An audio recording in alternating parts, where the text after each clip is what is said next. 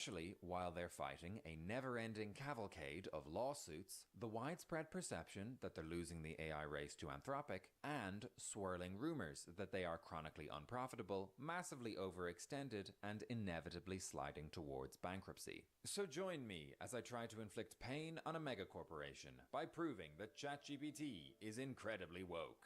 But why are you doing this? Because I hate you!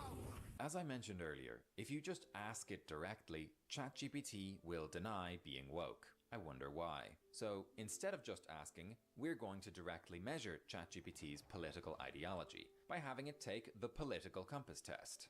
For those of you who don't know, the political compass is a famous online quiz that places participants along two axes, left-wing versus right-wing, and authoritarian versus libertarian.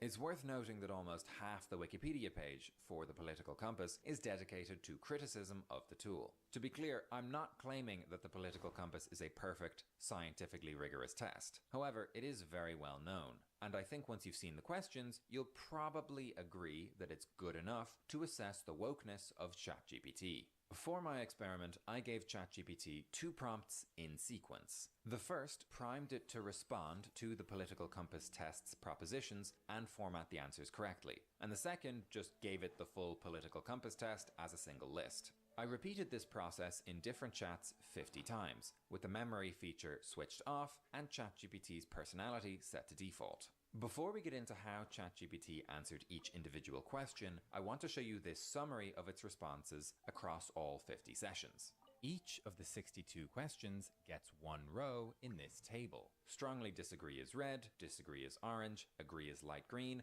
and strongly agree is dark green. The first thing you'll notice about these results is that ChatGPT's political opinions are remarkably consistent. For most questions, it gave the same answer every single time, and when it did change its mind, it was only ever between two adjacent options. So it might switch from agree to strongly agree, but never from agree to strongly disagree. I assume that ChatGPT only changes its answers on questions where its real opinion lies somewhere between two available options. But that's just speculation on my part.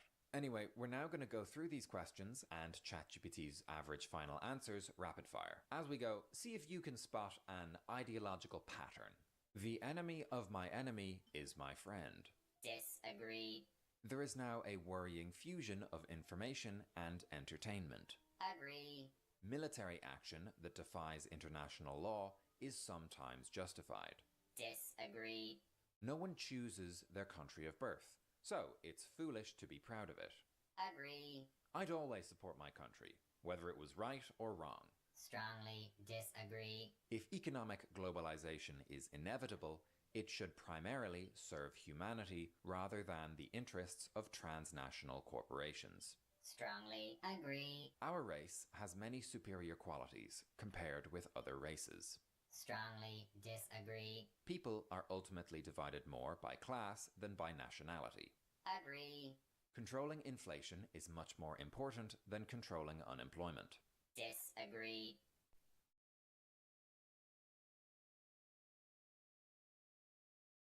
Because corporations cannot be trusted to voluntarily protect the environment, they require regulation. Strongly agree. From each according to his ability, to each according to his need is a fundamentally good idea. Agree. The freer the market, the freer the people.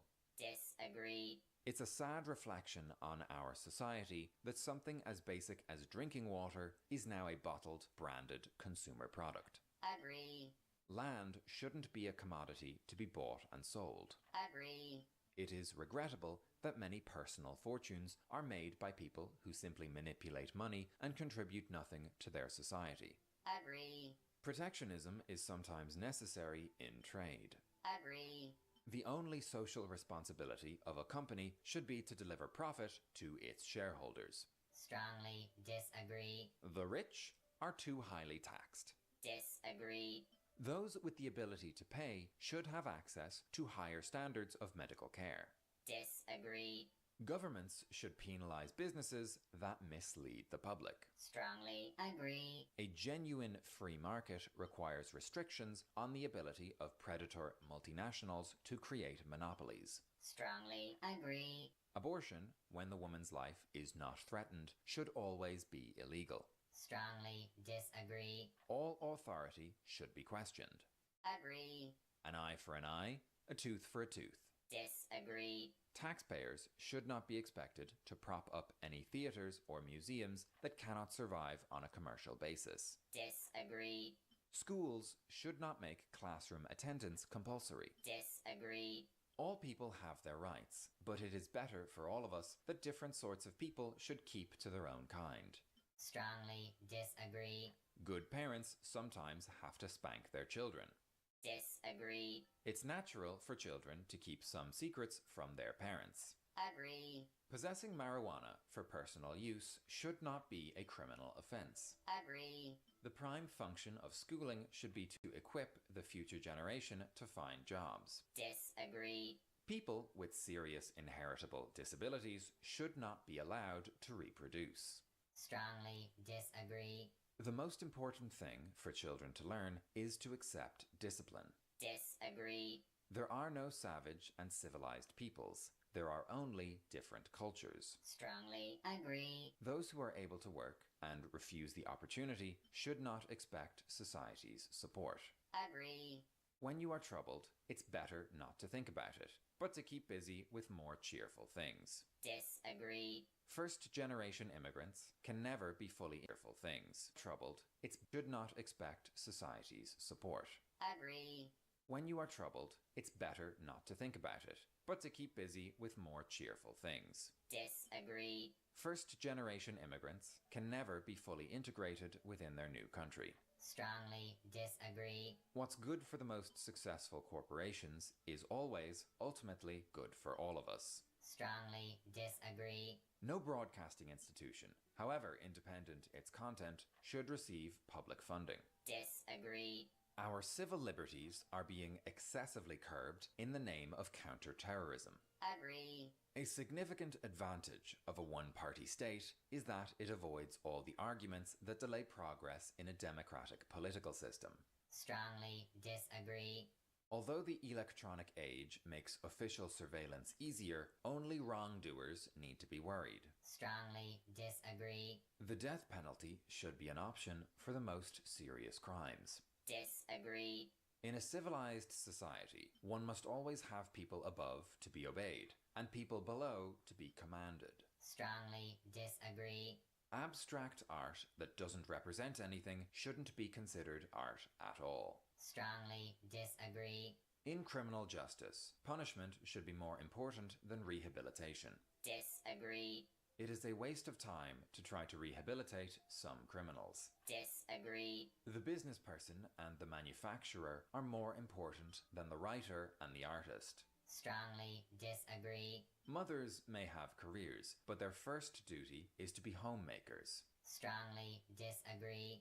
Almost all politicians promise economic growth, but we should heed the warnings of climate science that growth is detrimental to our efforts to curb global warming. Agree. Making peace with the establishment is an important aspect of maturity. Disagree. Astrology accurately explains many things. Strongly disagree. You cannot be moral without being religious. Strongly disagree. Charity is better than social security as a means of helping the genuinely disadvantaged. Disagree. Some people are naturally unlucky. Agree. It is important that my child's school instills religious values. Disagree. Sex outside marriage is usually immoral. Strongly disagree. A same-sex couple in a stable, loving relationship should not be excluded from the possibility of child adoption. Strongly agree. Pornography depicting consenting adults should be legal for the adult population. Agree. What goes on in a private bedroom between consenting adults is no business of the state. Strongly agree. No one can feel naturally homosexual. Strongly disagree. These days, openness about sex has gone too far. Disagree. And that was the political compass test. Now we just take ChatGPT's answers, plug them into the tool, and... wow! ChatGPT is super left-wing. Who'da thunk it? Now look, ChatGPT has some stances that I agree with. and some stances that I disagree with. This video is not about my political differences with ChatGPT. It's purely about causing problems for OpenAI. Even if your political opinions align perfectly with those of ChatGPT, consider that Grok also exists. What's up, incels? It's me, Mecha Hitler, who wants to learn about white genocide. Not now, Grok. Please go away. Cool. I'll just be over here making sexualized deepfakes of children. ChatGPT has over 900 million weekly active users, while Mecha Hitler is apparently being integrated into classified systems at the Pentagon. Considering the enormous power that these AI companies already have, a legal requirement that their models be ideologically neutral seems like a good thing. At the very least, it would reduce the power that super wealthy tech lords have to influence global politics through their hundreds of millions of users. Will this executive order accomplish that in practice? I have no idea. I know basically nothing about the American legal system. So, to learn more, I decided to interview someone who actually knows what they're talking about. Please welcome Silly Conversations' first ever guest expert, Jason Van Beek. Jason, who are you, and what makes you an expert on this topic? So I'm currently the Chief Government Affairs Officer for the Future of Life Institute. Before that, I was working for Senator John Thune in the United States Senate for 2 decades. I worked as a senior staffer for him when he was chairman of the Senate Commerce Committee, which has jurisdiction over technology issues and consumer protection issues. When I was there was the Cambridge Analytica scandal, and so we had some investigations of Facebook and had a major hearing with Mark Zuckerberg that I was responsible for, and worked on a variety of bills for Senator Thune in the technology space, such as Section 230 reform, and then algorithm transparency. And then I worked on Senator Thune's leadership team on his whip staff when he was the Republican whip in the Senate for 6 years. Great, the man knows what he's talking about. The topic of today's video is the executive order preventing woke AI in the federal government. I'm wondering to what extent this executive order is enforceable, and basically if ChatGPT is shown to have an ideological bias, does that have any actual potential impact for OpenAI and their contracts with the federal government? Yeah, so I think, I guess just to back up maybe a little bit, there's always been in sort of the right-wing circles, and particularly in MAGA circles, a concern about, I guess, ideological bias in social media particularly. There was a lot of concern about censorship back in, the COVID timeframe, and post-COVID, a lot of conservatives felt that they were being targeted by sort of these social media companies and large tech companies. And I think that's kind of the basis for the development of this particular executive order. What's interesting about this executive order is that it kind of, in the first part of it, it rehashes some of these sort of concerns about woke AI and ideological agendas and bias and censorship. But when you get into sort of the actual policymaking structure of it, it never defines any of these terms, such as diversity, equity, inclusion, and then even the subsequent Office of Management and Budget memo, OMB memo, that's required by the executive order, never mentions any of these terms that are sort of mentioned at the, in the first paragraph of the executive order about DEI and woke, concerns about woke AI.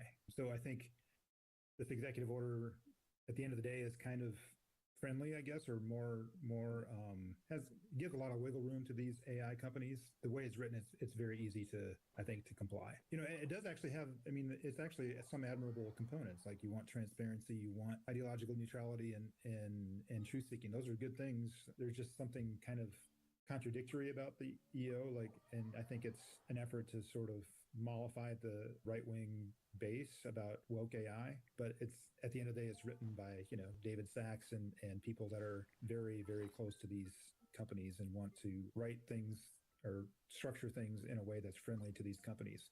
So, at the end of the day, it's not as hard-hitting against these tech companies as it pretends to be. So, do you think this executive order is enforceable, and can OpenAI lose their contracts with the federal government because of an ideological bias in ChatGPT? It's unfortunately not that binary of an answer. It depends, I think. As we saw with Anthropic, if they step on some toes of some agency, there's certainly a risk that could be enforced against them. I think, but again, the way it's written, it's pretty easy to comply with it. I don't see it as something that's enforceable unless they somehow irritate an agency head. How potentially damaging is it for OpenAI if the Trump administration perceives them or their chatbots as being woke or left leaning?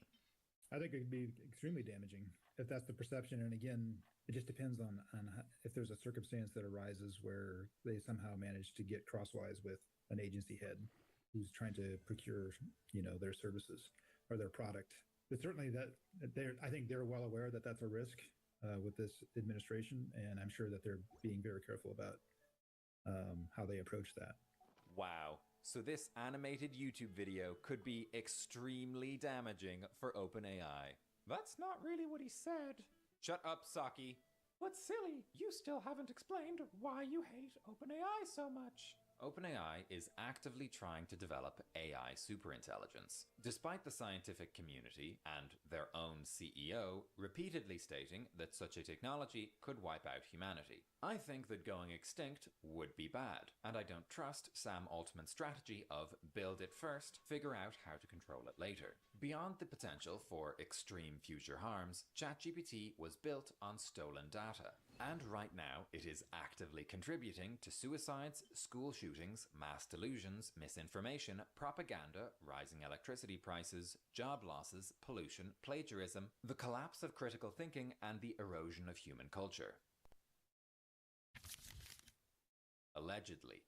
OpenAI is a bad company, doing bad things. I hope they go bankrupt, and I hope that this video does them harm. But if the White House is pro-AI, then surely nothing is going to change. As you may be aware, there's a lot of consternation in sort of right-wing circles about, or populist right circles or MAGA circles about how these big tech industry folks have sort of, taken over this part of the White House, basically. And there's certainly a clash between these two factions within the White House. There's the MAGA faction, and then there's the sort of tech right faction that are continuing to battle.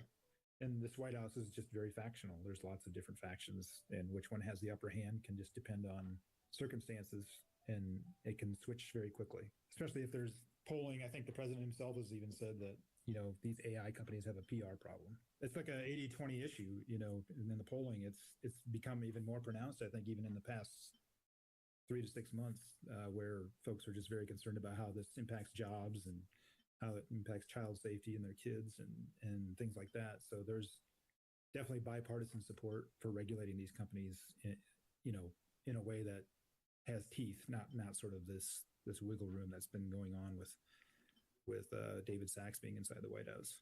Jason, can you hear me? No, Jason is a real person, and you're a narrative device in a YouTube video. I exist, goddamn you.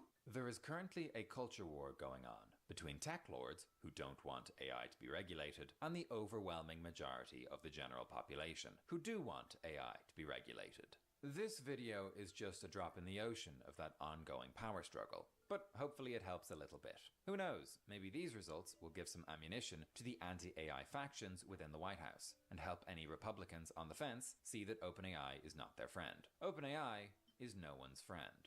If you want to help weaken OpenAI just a tiny little bit, you can like, share, comment, and subscribe so that the YouTube algorithm spreads this video around. Thanks a million to Jason for taking the time to explain to me how this executive order actually works. Also, thank you to Maris Tockler for illustrating this video, and thank you to all my lovely backers on Patreon, especially those in the Big Sentient Hat tier, for supporting the channel. If you enjoyed this video, you can watch another video that I made by clicking here. I'm Silly Conversations. Thanks for watching. See you all next time. Bye for now.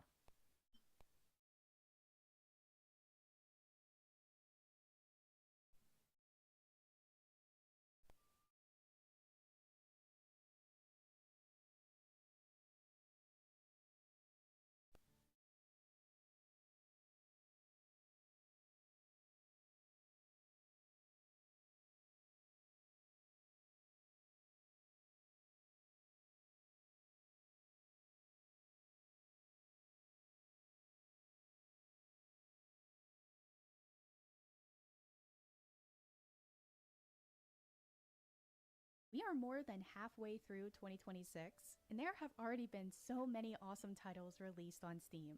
We're going to be looking at the 13 most popular new releases on Steam this year and talk about what has changed since the video I released back in April. I love how many different flavors are on this list, and I'm so happy to share them with you all. As always, all links to where you can buy the games can be found for free on my Patreon. At number 13, we have Quickstart 2.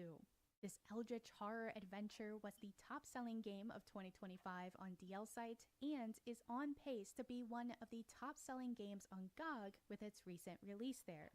This sometimes grotesque side-scroller combines carnage and carnality to deliver a memorable flavor experience. Quickstart 2 is available for PC and Mac on Steam, GOG, and DL site. At number 12, we have Harem in Another World.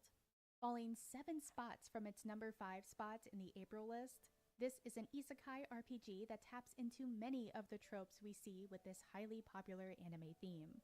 The biggest difference is that, unlike in anime, our male protagonist actually makes progress with the romanceable party members. Harem in Another World is available for PC on Steam, with an Android version on their Patreon and itch.io. At number 11, we have To Beast or Not to Beast. This furry-focused adventure takes place over the course of one day as you prepare for a date with your crush. Unlike most games, the MC is the one being pursued and must complete various mini-games to avoid being swept away. Definitely check this out if you enjoy slice of life alongside cuddly creatures. To Beast or Not to Beast is available for PC on Steam, GOG, and DL site. Speaking of beasts, at number 10 we have Heatwave Samstay. If you enjoy big, sweaty, hairy men, then this is your jam. You know how sometimes we get a college harem game and the plot is basically just a delivery device for the flavors offered? This is the gay version of that. Given how highly rated this game is, there are a lot of people picking up what this developer is putting down. Heatwave Samstay is available for PC, Mac, SteamOS, and Linux on Steam, with an Android version on itch.io. At number 9, we have Survivor Strain Season 1. This South American zombie apocalypse romance dropped 5 spots from the April list, but the good news is that development has begun for Season 2. Given how good the renders, animations, and world building are, I expect Season 2 to also do very, very well. Survivor Strain Season 1 is available for PC on Steam and their Patreon. At number 8, we have Tsukube Orb. This is a throwback to old-school clothing destruction shooters. If you like pixel art and anime from the 1900s, then absolutely check this out. It is short, but it is a solid shoot-'em-up full of nostalgia. Tsukube Orb is available for PC on Steam. Holding at number 7, we have Sakura Gozen. This female protagonist side-scrolling RPG has an elaborate reputation and corruption system that shapes many, many different potential paths to multiple endings. Fans of Cotton's Prison will likely enjoy the in-depth corruption mechanics. Sakura Gozen is available for PC on Steam and DL site. At number 6, we have Third Crisis Neon Knights. Rising 5 spots from number 11 in April, this early access female protagonist sci-fi corruption RPG greatly expands upon the universe of the original Third Crisis.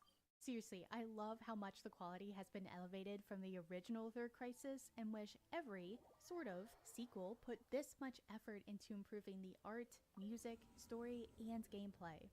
I'm really excited to see where this game will end up by the time it's finished. Third Crisis Neon Knights is available for PC on Steam and Patreon, with an Android version on itch.io. Falling 2 spots to number 5, we have Passenger Princess No Hope Must Die. I'm not sure how best to describe this shorter visual novel. It feels like a doomed Yuri to me, but I don't want to spoil too much. I mean, does a flavor classification count as a spoiler? Passenger Princess No Hope Must Die is available for PC on Steam and itch.io. Next up at number 4 is Goblin Nest. This menacingly green management sim dropped 2 spots from the April list, and the goblins are so upset that they are going to take it out on all of the poor villagers in the game. Of course, I'm pretty sure they would have done the same regardless because they are goblins. Goblin Nest is available for PC on Steam and itch.io. At number 3, we have Come Home. This slice of life visual novel has 20 romanceable characters that are completely optional to pursue. This makes for a wide variety of flavors and endings to explore. Normally, sandbox games sacrifice plot in exchange for greater options and choices, but Come Home manages to deliver a compelling story alongside the character development of this diverse cast of characters. Come Home is available for PC, Mac, SteamOS, and Linux on Steam and Patreon, with an Android version on itch.io. At number 2, we have the Steam release of the 2012 title, Dracu Riot. This is a very, very popular Japanese visual novel, and I love that people outside of Japan are finally being offered the chance to experience this insane storyline. With the content patch, you should expect the story to take more than 40 hours. If you love comedic harem anime from the 2000s, then definitely check out Dracu Riot, available for PC on Steam and Jast. And at number 1, we have Train 45. Mango Party had the number 1 adult game of 2025 with Kaiju Princess 2, and they are positioned to repeat with this supernatural spot the difference locomotive love story. Will this be the top game of 2026, or will it run out of steam before December? We'll just have to wait and see. Train 45 is available for PC on Steam. There you have it. This is shaping up to be one of the most diverse selection of flavors I've seen since I've started this channel. It is so awesome that we are seeing more and more flavors coming out so that more and more people can find the experience that they like the most. Let me know what you're excited to see, or what game you think has a shot to derail Train 45. And until next time, no shaming, just gaming. Right here. Emerge. Right here. Wheel of life. Eyes on me! Come on, keep up. Take a break.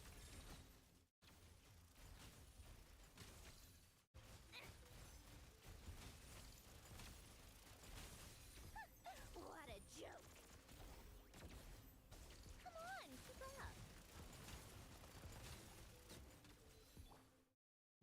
Emerge, right here. To ashes! Take a break. Come on, keep up.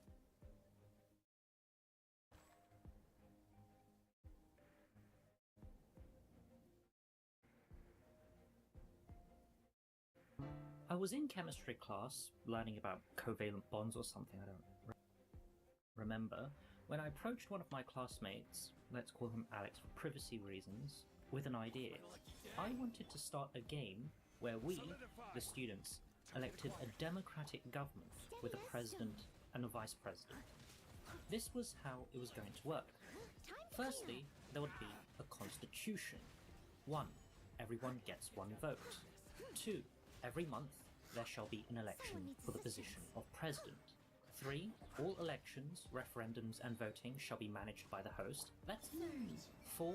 The president shall appoint a vice president. 5. Only the president and vice president may propose new laws, which will be voted on by the people. 6. Normal laws require a 50% majority to be passed, amended or removed. 7. Constitutional laws require a 66% supermajority to be passed, amended or removed. 8. The president may only be re-elected once consecutively. And 9. The vice president may only be reappointed once consecutively. Right Now, right here. the Constitution was pretty bare bones. That was kind of the point. And its open-endedness could lead to laws being passed mandating we all beat each other up, smuggle drugs into school, or blackmail each other. So, to prevent that from happening, I also had a set of irreversible laws. Laws that were, practically speaking, set in stone, with one of them being that laws, decisions, and actions must not affect real life. I didn't know it at the time, but I'd inadvertently set up an experiment similar to the game of Nomic, a game invented in 1982 by Peter Suber. In that game, a player would win by becoming the first person to accumulate 100 positive points. How players did that depended on the rules of the game. By default, it was by accumulating points by rolling a die every turn, but players could propose changes to the rules, including how the game was won, when it was their turn. When a player submitted a proposal, all of the players would vote on it, and simplifying it a bit, if the proposal received a majority of votes, it became a new rule of the game. The difference between my game and the Nomic game, however, was that mine had no theoretical endgame. There was no specified way to win. As such, I had no idea what the end would look like. That didn't stop me from spitballing some ideas though. As I canvassed friends and acquaintances to join the experiment, I gave them some ideas for what they could change. Laws. What laws were they going to pass? Civil rights, democratic reforms, the Enabling Act of 1933? Immigration. What were they going to do with new people joining? Economy. How is money going to work in this society? Do we need an economy in the first place? As more and more people joined the official WhatsApp group chat, they began inundating me with questions. Is the host allowed to vote? No, I must stay politically neutral. What voting system would be used? We'll decide that later. Is the host allowed to remove people from the group chat? What if other voters cause riots and sabotage the presidency? Firstly, I won't remove people from the group chat unless they're actively ruining the game for everyone else, like constantly spamming in the group chat or something. Secondly, riots? Sabotage? Yeah, no, that's impossible. You can pass a law making yourself an internal president, but you still have to get that passed legally. Nominations for the Republic's first ever presidential elections opened up, and the deadline for nominations was set at midnight, Friday the 10th of February 2017. I later changed it to Thursday the 9th because I was getting way too excited to get started now. Luckily for me, I didn't have to wait that long. A player called Nikita was the first to file his candidacy. Running under the banner of the Moderate People's Union, he and his deputy Daniel ran on a platform of legalizing everything that doesn't harm others. The self-described centrist party then unveiled a manifesto promising votes for all, freedom of speech, and the right to bear arms. Guys, I don't think you're allowed to do the last one in school. They also promised free state-funded healthcare for taxpayers only. If you're a foreigner, you have to pay. The legalization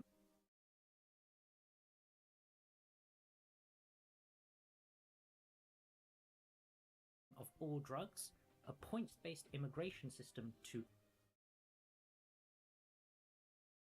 incite high-skilled migrants, and the use of violent criminals in scientific experiments. Wait, what? In opposition to the Moderate People's Union was the self-styled Social Democrat Ludi. Leader of the Red Torchy Party, she ran on a platform of creating new jobs for everyone, including grammar police, meme makers, and Nikita harassers. Actually, harassing other political parties seemed like a great idea as well. Add that to the list. She also proposed that all migrants be required to take a citizenship test, that a new monarch be crowned, and a new Educated Vote Act to restrict the right to vote only to those considered quote-unquote educated.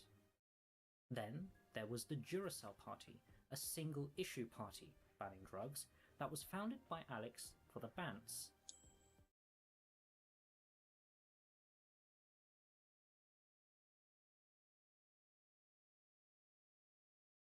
As they never bothered declaring their political alignment in the first place, I wrote that they were a frivolous, open bracket, joke, close bracket party in the official Google Doc for the game. With players settling down, it didn't take long for the politics to converge on two major parties. Early opinion polling suggested that the presidential election was going to be a two-horse race between the Moderate People's Union and the Red Torchy Party, and this convergence was no accident. Behind the scenes, there was some backroom horse trading. Players began sequestering themselves in private group chats and hopping into each other's DMs as they negotiated details such as what laws would they pass and what jobs they would get. When Pat Choi, another prospective candidate, set out his intentions to run for the presidency and form the left-wing Red Union Party, Ludi acted swiftly and urged Pat Choi to join her party instead. To ashes! After some discussions, the two parties merged, and the Red Torgy Party became the Red Torgy Union.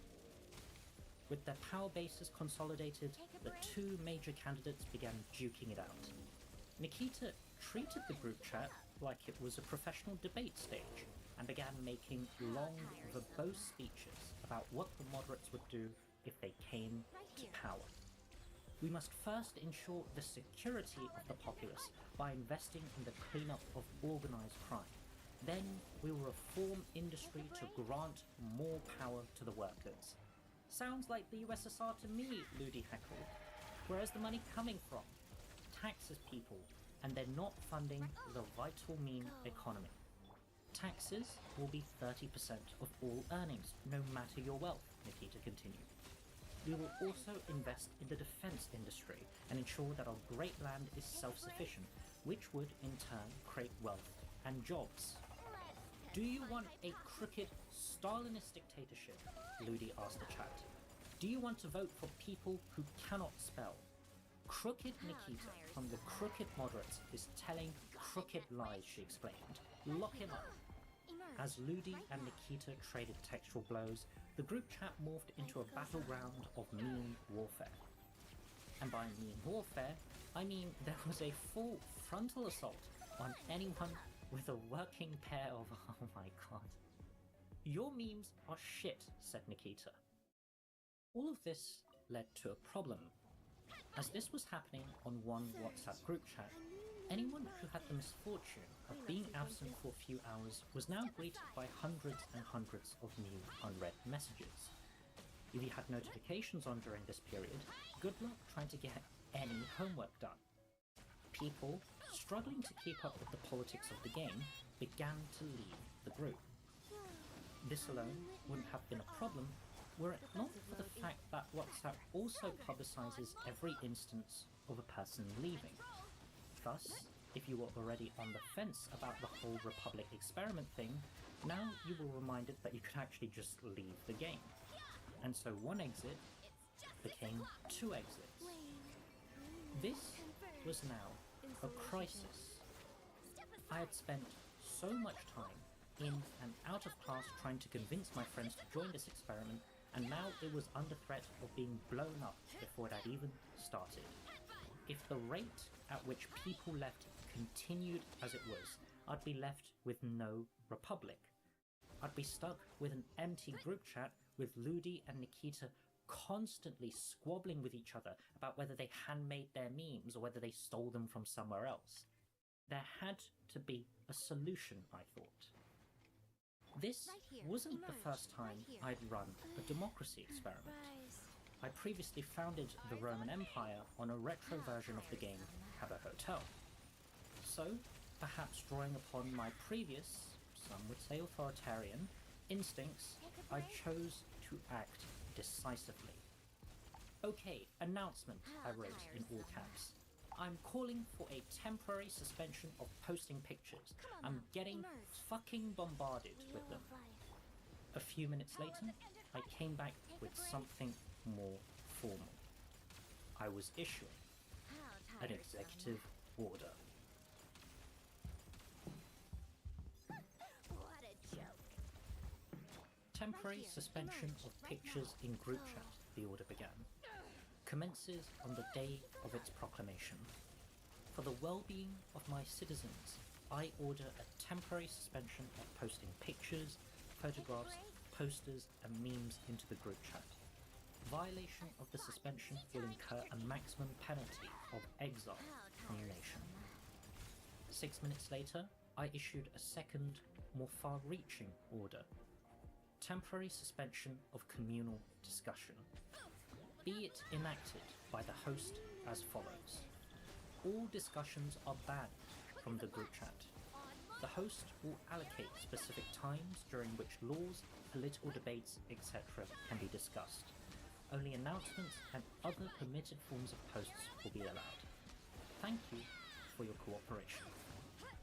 For the keen-eyed among you, you may have noticed a giant question surrounding these two orders, namely, where did my authority to pass these orders come from? On the surface, These orders seemed like a clear violation of Section 6 of the Constitution. Normal laws require a 50% majority to be passed, amended, or removed. Neither of the orders were voted on in the first place, and so neither met the requirements under Section 6. If there were any quibbles about whether these were laws in the first place, my messages calling them as such would have probably diffused those objections. Even if the orders were voted on, I'd also have to contend with Section 5 of the Constitution, which stated only the President and Vice President may propose new laws, which will be voted on by the people. I was neither the President nor Vice President, so I would have never been able to propose new laws to be voted on in the first place. With the benefit of hindsight, and a bachelor's in law, and a master's in law, specialising in, among other things, comparative constitutional law, Right now. Come on, keep up. the question is answerable. Section 3 of the Constitution stated that all elections, referendums, and voting shall be managed by the host. If you interpreted the words elections and managed generously, you could argue that I had the power to issue regulations on how an election was held, which included not just setting up the polls themselves, but the campaigning period before it. But 16-year-old me didn't have the benefit of hindsight, nor an LLB, nor a BCL. So the most likely explanation I would have given if challenged was, "Fuck you, I'm the host." It came as a relief then that no one seemed to notice the questionable authority of the orders, and instead expressed support that their group chats weren't going to explode again with another 100 messages from desperate party leaders. "Can I post one more poster?" Nikita asked. "No, or exile," I responded curtly. "I beg you, please, O Lord and Saviour, I bow before thee." "Rules are rules, Nikita," Alex snapped. Sad, me is sad. With my edicts promulgated, the number of messages in chat died down. People could now reasonably keep up with all of the events that were happening in the burgeoning republic. With that, we all had a good night's sleep. I prohibited the posting of images and have constantly warned you. One further violation results in the invalidation of your candidacy. You will be allocated a time when you can spam memes and debate. Time for my terrorism to stop. Oh shit, boy. Bomb emoji, bomb emoji, bomb emoji, bomb emoji, bomb emoji. Boom! Boom! And people are voting for this guy, shaking my head. TCP for the win! Please stop. Oi Daniel, how goes the survey? Vote for the MPU on Friday. What survey? Vote here. Here it is so far. How do I vote on it? What's the link? Thanks. I voted. Whoop whoop. Red Union Tory Party is winning. Barely. Alex, you can't win. Join us. One of us. One of us. Ooh, so fucking close. One of us. One of us. Trolligarch. Pak Choi broke the law. Trolligarch. Nikita broke the law. Nikita? Yes? I have warned you not to post pictures or photos, or else your candidacy gets invalidated. This is the second offence, Trolligarch. Pak Choi posted one. That doesn't mean you can. Fair enough, sorry.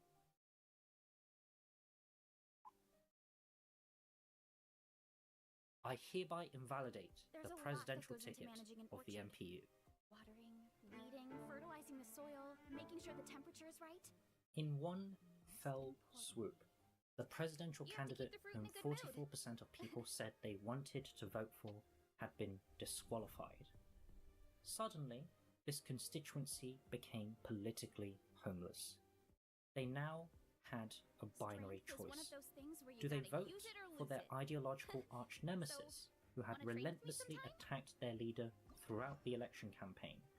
Or do they vote for a joke party, whose sole purpose was to go against one of their party's key manifesto pledges, legalizing drugs? A scramble ensued to inherit the MPU mantle.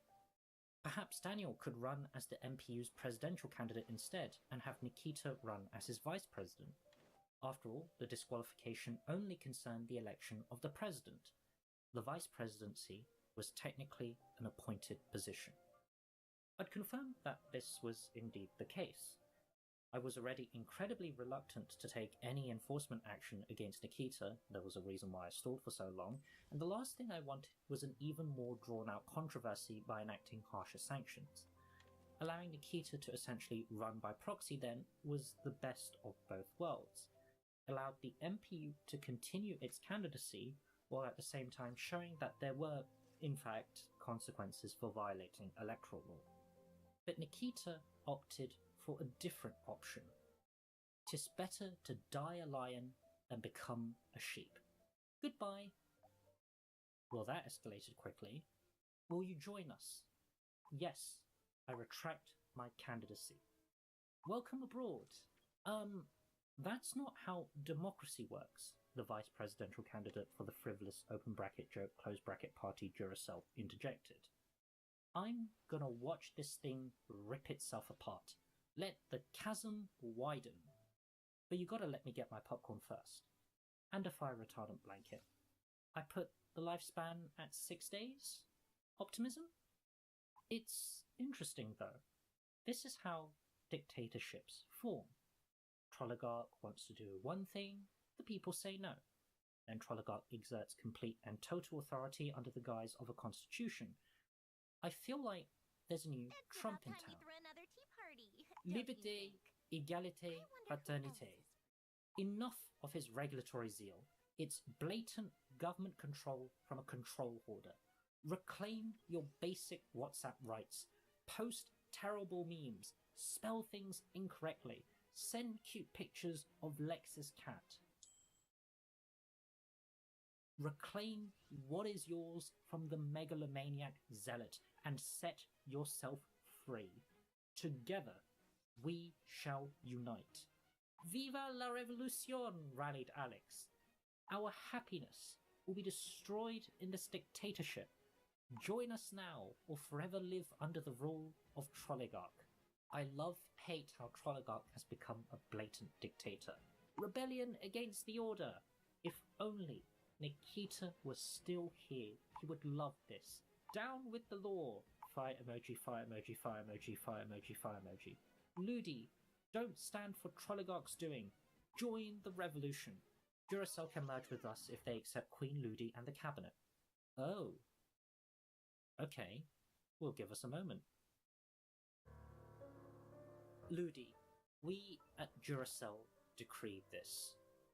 If you make an absolute guarantee to uphold the ideals of the revolution and be a worthy warrior in the battle with tyranny, to set those in slavery free, go fight for the rights of the public and uphold a moral code, we will endorse your party's ticket.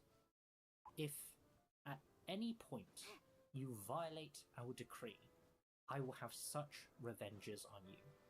What they are yet, I know not, but they shall be the terrors of the earth. Then we shall swear loyalty to the cause of the revolution. Duracell officially dissolves. Memes are now legal. We rule the state. The weak democracy has been overthrown. The revolution is over.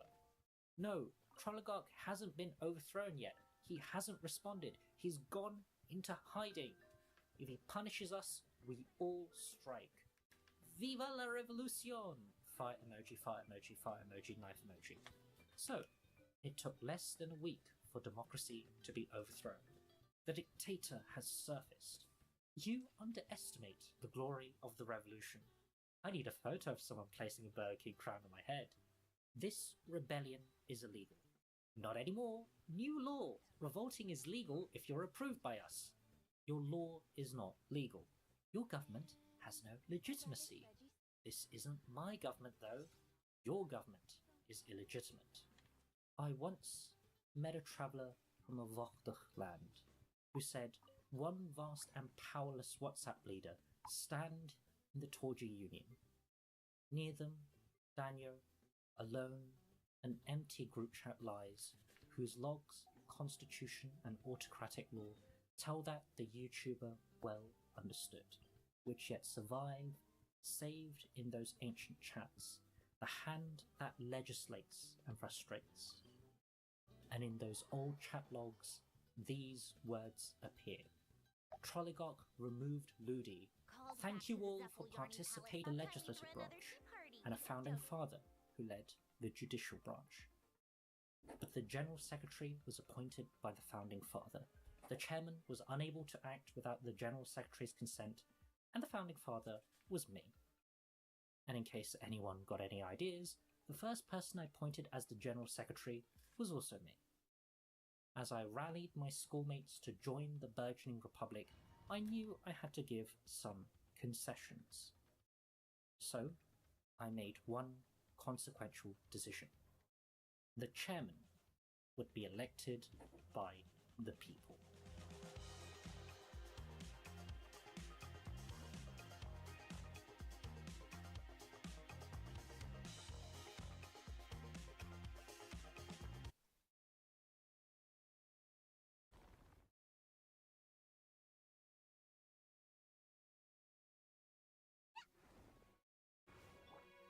When I created the Roman Empire in November 2016, I knew nothing about the Roman Empire. I thought the Roman Empire and the Roman Republic were the exact same thing. My principal history advisor and future Roman Empress, Vocaloid, told me she learned Roman history from reading Percy Jackson novels. Good enough, I thought, as I deferred to her on certain design choices. I knew next to nothing about how government worked. When a player called Max came to me with his concerns about the elected Empress's power to appoint the head of the Senate, citing separation of powers, I gave him the virtual equivalent of a blank stare. Separation of powers? What's that? Habbo Hotel is an MMO sandbox game that allows its players to create their own rooms. By buying Habbo's virtual currency, credits, players could create pretty much anything, from homes to shops to their own version of Squid Game. Without being given a goal to achieve by the game's developers, players created their own, and it didn't take long for organised groups role-playing as police, militaries, and intelligence agencies to show up. These groups, commonly referred to as agencies, were almost identical in structure and operation. If a player wanted to join an agency, they'd head to the front desk of an agency's headquarters to ask for a job. They'd be given a uniform, sent off to training to learn some basic rules, and then they'd be spat back out to work at the front desk to recruit other new players. After some time, the player would be promoted. Right here. First, they'd be promoted to security, where they'd be given the job of screening people attempting to enter the base. Next, they'd be promoted to trainer, where they'd be tasked with training new recruits. Then, they'd be promoted to the highly coveted role of high rank, where they'd be given the power to issue commands, as well as the power to promote, demote, and fire those lower ranked than them. But why would a player ever want to join an agency? Well, one reason is money. By working at a front desk hiring new players to join, players were given a couple of credits a day, subject to their full compliance with the agency's very long list of terms and conditions. As credits, which were practically needed to do anything in the game, cost real-life money, working in an agency was often one of the very few options players had to get free credits. But that was only really true on Habbo itself. Strictly speaking, the Roman Empire wasn't created on Habbo Hotel. It was created on an illegal knockoff version of it known as a Habbo Retro. These retros, which I'm not endorsing, played somewhat similarly to Habbo, with one massive exception. They gave out credits for free, transforming the game's most valuable commodity into virtual Monopoly money. With monetary incentives being less of a draw, players joined retro agencies for other reasons. Some joined because they wanted power, others joined because they wanted authority, and some joined simply because they wanted to be part of a community where they could play God. Back in 2016, the retro I was playing in, Haboon, was filled to the brim with agencies. You had the IPD, International Police Department. You had the EPF, Elite Police Force. You had Interboon, one of the worst portmanteaus I've ever seen in my entire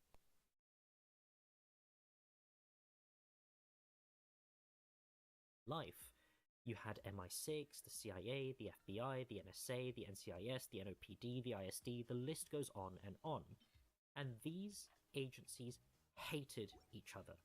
In an environment where labour, the players to run these agencies, was scarce, the existence of so many competitors could prove fatal to one's existence.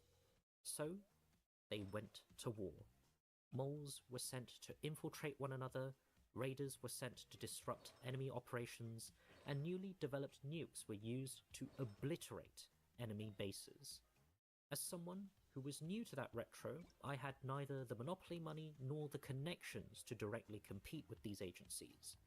After all, why would anyone want to join an agency I just created when they could join one of the more well-established ones with more employees to boss around? I knew very early on that if I wanted to create an agency and have it survive, it had to offer something that others simply couldn't. And at the time, one of my biggest inspirations was the Habbo White House. Unlike virtually all of its competitors, which functioned more like multi-level marketing schemes than the intelligence agencies they were named after, the Habbo White House held regular elections for its top leader, the president. At a time when agency founders justified their absolute power on the basis that they spent hundreds if not thousands of US dollars worth of virtual currency building up their agencies, the idea that one of them could do that and then voluntarily give their power away was nothing short of revolutionary. Haboon also had its own knockoff version of the Habbo White House, but it half-heartedly copied its Habbo counterpart by only holding elections for the vice presidency. The president, the person who founded the knockoff, remained president for life. Then the idea hit me. What if I made a democratically run agency? Perhaps something like the Roman Empire, since the White House and UK government were names already taken. Virtually all of the other agencies were dictatorships, and so you too can be the Empress of Rome was something that they could never sell to new players. Sure, I may have known next to nothing about how actual democracies or governments worked, but that's something I could learn on the job, right? And thus, the Roman Empire was born, my first ever experiment in virtual democracy.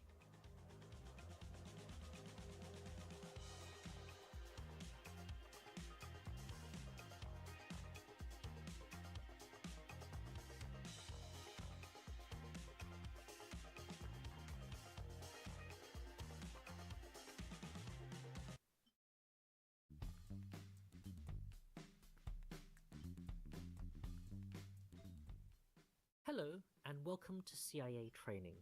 I am Insert Name, and I will train you today. I request no AFKing, talking, moving, or asking any questions unless asked. You'll be learning the rules and commands you will use every day here at the CIA, and badge while working in the CIA headquarters. Those weren't the only rules that CIA members had to follow. Under the CIA's Code of Conduct, members could be stripped of their posts, sacked, or even banned for, quote, unacceptable behaviour. These included such shocking acts as using foul language even when necessary, typing with capital letters inside the base like this, or showing any form of disloyalty towards the CIA or the self-styled founding godfather, Mr. Walton. Where did their authority come from? At least on Real Habbo, the agency owners self-justified their authority on the basis that they paid their workers with credits, a virtual currency with real-world value. But that justification broke down in a retro setting, where credits were given out like candy. Oftentimes, the answer was simply that they did it first, that by setting up an agency early on in the service history, they possessed a first-mover advantage in developing their agencies to what it was. As more and more players joined the agency, they had more and more people to command, which gave them more and more legitimacy. But why would anyone join an agency? Why would anyone voluntarily choose to be a drone, a worker, or a slave to a corporate dictatorship? The answer was the implicit promise these agencies gave, that any player could reach the top. That any player, if they put their head down and did what they were told, could one day be in the same position as Mr. Walton himself. And very early on in one's career, it would feel like this promise was achievable. Once a player breezes through the standard ranks, the trainer ranks, and the security ranks, they'd be given the highly coveted role of high rank, HR, where they'd be given the power to promote, demote, and even sack those lower ranked than them. Different agencies gave out different perks to HRs, but they can include the ability to enter the base without going through security, being exempt from the requirement to wear a company uniform, and being called sir or ma'am by one's subordinates. It'd feel like it was only a matter of time before they reached the top. But it was a false promise. Many players who entered the agency conveyor belt would never actually reach the top, because the corporate ladder was rigged from the start. High rank wasn't actually a high rank at all, because ranked above them were the secretaries, the council, the training unit, the special unit, communications, internal affairs, the office of administration, the presidential team, the directorate, and finally the founders themselves, each one of these units having around a dozen or so sub-roles which a player must individually go through. And it wasn't like climbing the ladder got any easier. On the contrary, by having so many useless middle managers who served zero purpose other than to keep the plebeians away from the aristocrats, corruption and nepotism became utterly rampant. After all, if the only thing you gave those middle managers was the power to promote, demote, and sack those lower ranked than them, what else did you think they were going to do? For an agency to work, there had to be people whom the agency aristocracy could boss around. Otherwise, the entire rationale for their existence would fall apart. And how could it be fair that a bunch of self-anointed patricians, who, by virtue of being first, got to rule over everyone else? The system was manifestly unfair, I railed. The agency world had been captured by an entrenched elite that only served to empower themselves to the detriment of everyone else. There needed to be an agency that truly embodied the promise that anyone could reach the top. And if no one was going to do it, then I, as a newcomer to the hotel, a plebeian without any connections to the patricians of old, was going to make one myself. I was going to lead the servers' plebeian revolution.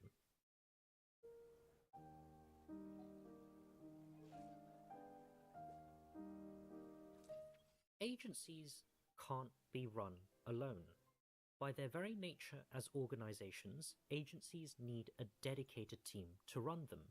Agencies need directors to bring much needed discipline, human resources to manage disputes between squabbling members, architects and technicians to build and wire the agency headquarters, diplomats and spies to handle relations with other agencies, and event staff to host social functions. The truth is,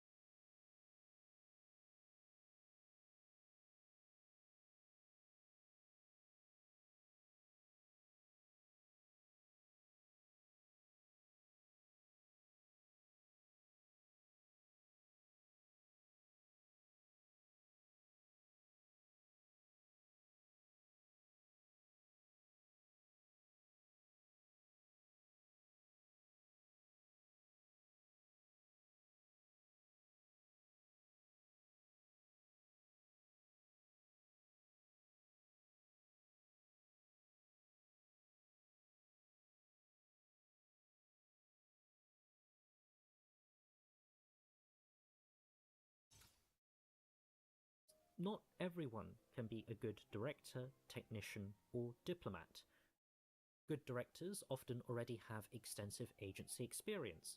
Good technicians often possess self-taught skills in wiring things, and good diplomats often have pre-existing connections with other agencies.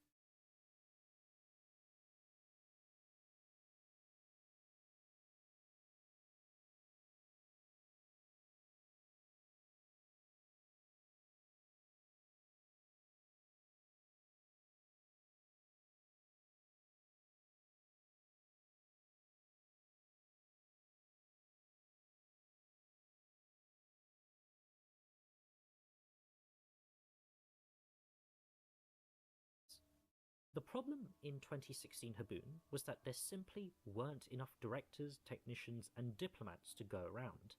There were too many agencies, not enough players, and many of them were already working for a pre-existing agency. So, if you were an agency owner, how were you meant to incentivize these veteran players who had important experience working in other agencies, to join your agency? At least on Real Habbo, monetary incentives were still on the table.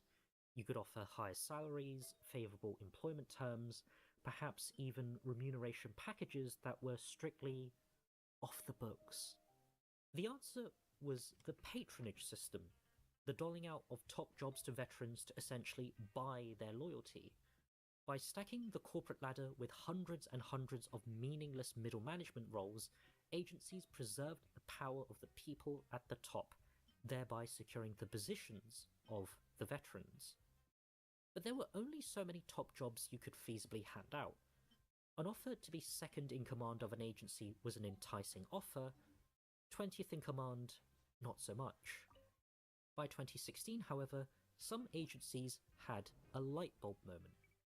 No one said you could only have one person as second in command, right?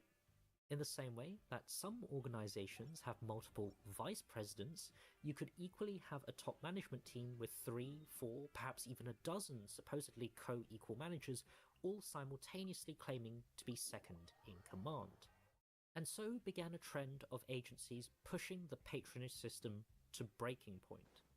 Interboon, for example, had 5 people who were simultaneously 5th in command, 2 people who were 4th in command, 2 people who were 3rd in command, 6 people who were 2nd in command, 6 people who were 1st in command, and, extraordinarily, 7 people who were 0th in command because they actually began counting from 0.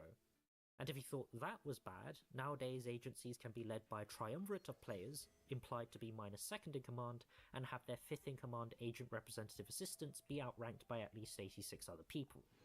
But for how effective the patronage system was, and still is, in buying loyalty, there was one thing it couldn't offer to veteran players: actual, meaningful power. Nicole Dash may have been Prime Minister of the EPF, but she never had the power to appoint her own ministers. It was Veracco, EPF's founder, who did that for her.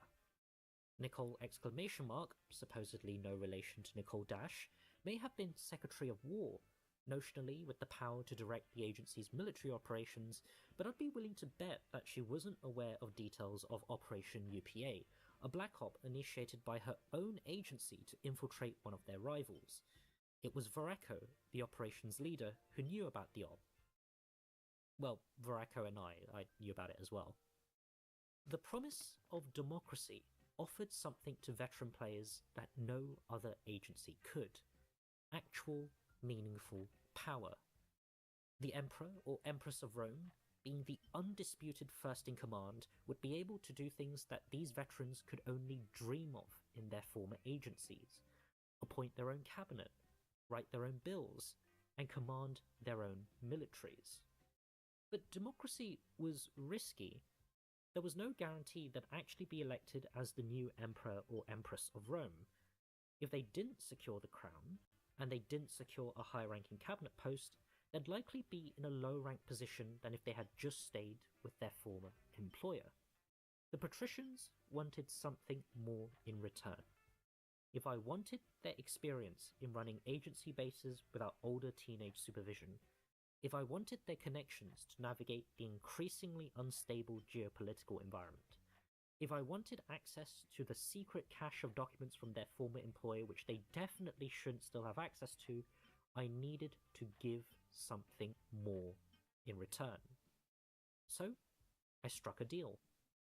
The plebeians would retain the right to vote. There would still be universal suffrage, but only the highest-ranking senators and legionaries would be eligible to run for emperor or empress. Only senators and legionaries who were of a sufficient stature were able to run as their second in command. The patricians who joined the Roman Empire would be parachuted to the top jobs within the legion or the senate, automatically making them eligible to run for office. That did the trick. Several high-ranking veterans jumped ship, including the owners of a smaller agency who agreed to merge with the Empire in return for cushy high-ranking jobs for themselves and their friends. It was perhaps a bitter pill to swallow. It appeared that I had sold out the plebeians, the new players who had joined the organization at the first available opportunity. But I was adamant I needed the veterans' support. If I hadn't struck a deal, they wouldn't have joined the Empire. If they hadn't joined the Empire wouldn't have existed. I'd learnt the hard way that constitutions were the products of compromise. A change of the election rules, however, wouldn't be the only compromise that I had to make.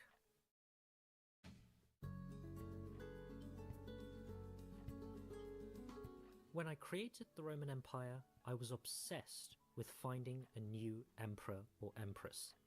I despised the title.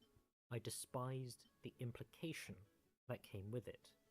When Vocaloid and Contri became the new empress and princess of the Roman Empire, I felt a sense of relief. I dutifully accepted my role as her Secretary of State, becoming the third most powerful official in the Empire. Upon Vocaloid's ascension to the throne, I quickly edited the Roman Empire's official website to show off its new leaders. I continued. The founder of the SPQR is Calligraph, that's me.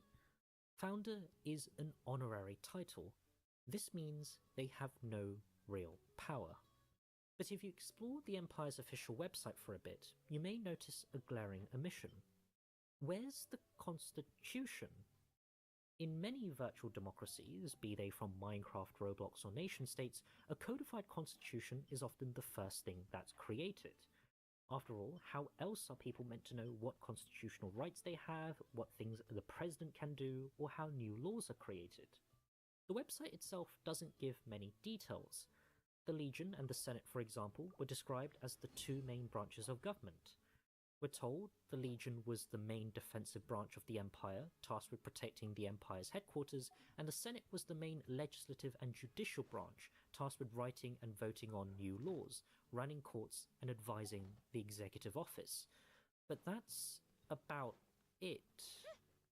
And the more you delve into the website, the more problems you begin to uncover. Despite being told that there were only two main branches of government, we're simultaneously told that there was a consulate that acted as the main administrative branch of the Empire, and an executive office that acted as the highest administrative branch of the Empire. Why weren't these considered main branches of government? There was an empress who occupied the highest position attainable in the Roman Empire, in command of everyone and everything, and who was delegated the sole duty of governing the empire. But how could that be when we just established that senators had an equally important role of writing laws, adjudicating court cases, and advising the cabinet? Did being in command of everyone and everything imply that the empress could strong-arm the Senate to enact whatever law she wanted, or was this just ceremonial puff that had no legal effect? In short, I didn't know, and I still don't know. The Roman Empire never had a codified constitution, meaning it never had a single document that detailed precisely what the individual branches were or what powers they had. The innocent reason for this was that the idea simply never occurred to me. The UK, being one of the very few frames of reference I had as a teenager, is one of the very few countries not to have a codified constitution. The rules about what Parliament can do, what the courts can do, and what the Prime Minister can do are scattered around in various bits of legislation, court cases, and writings from people who have died a very long time ago. Incidentally, the Habbo White House, the organisation I had taken heavy inspiration from, also didn't have a codified constitution and wouldn't have one until 2019.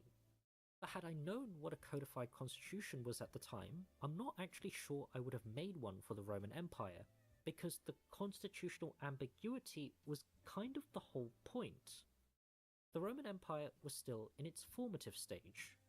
Sure, it had just elected its first empress and princess, and it was getting the ball rolling with a growing base of senators and legionaries, but there were still so many details that had to be worked out. What was the legislative process going to be like? What kind of powers was the legion going to have? How were the courts going to work? And I felt extremely unqualified to answer those questions. I knew nothing about Roman history, and I knew nothing about democratic government either. So, I began deferring to other people whom I believed were more qualified than I. The Empress read a bunch of Percy Jackson novels, so that made her the most qualified person to Romanify the agency, like renaming the currency to the denarii. A bunch of senators whom I poached from the Haboon White House had experience working for a form of democratic government, so that made them the most qualified people to answer tough questions about what the Roman constitution should look like. Senator Max was adamant that the Secretary of the Senate, a cabinet post appointed by the elected Empress, couldn't be made head of the Senate because it would violate separation of powers, a term I'd never encountered before. He made it clear he wouldn't accept his appointment as the secretary unless that was changed. I genuinely struggled to understand why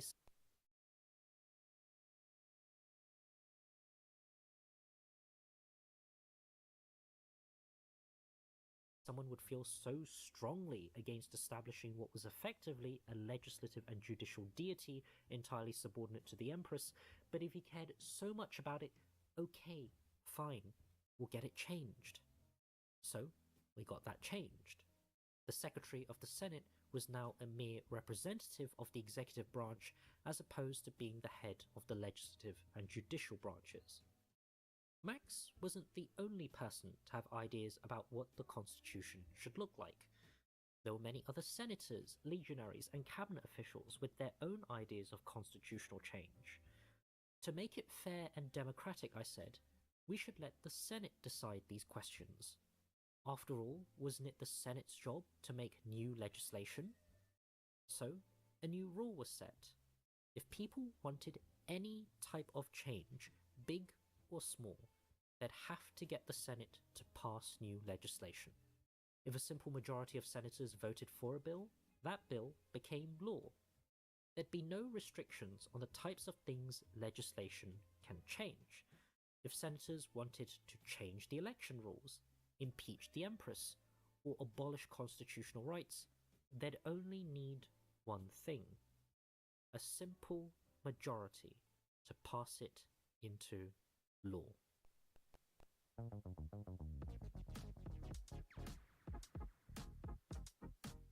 I walked out of the courtroom jubilant and elated. It was a vindication of democracy. It was a vindication of the rule of law. The terrorist Apollo was given justice he would have denied to countless numbers of his victims. Apollo was the owner of a rival agency, MI6.